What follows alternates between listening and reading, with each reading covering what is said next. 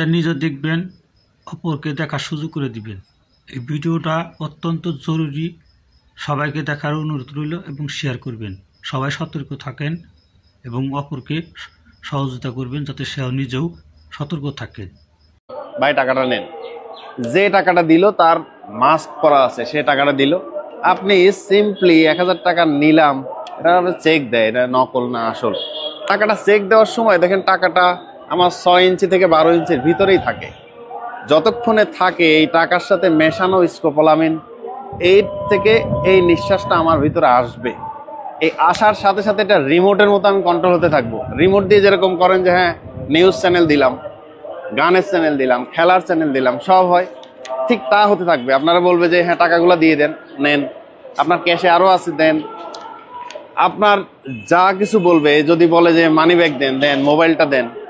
Even যদি মহিলা হয়, মহিলা হলে তো তাকে বলবে আপনার বাসায় আর কে আছে, হ্যাঁ এখন তো আমি ছাড়া কেউ নাই, ওরা সবাই অফিসে, তাহলে বাসায় চলেন, আপনাকে বাসায় নিয়ে যাবে। বাসায় যা কিছু আছে, স্বর্ণটা এখানে, এখানে কানের দুল, এখানে সব দিয়ে দিবে।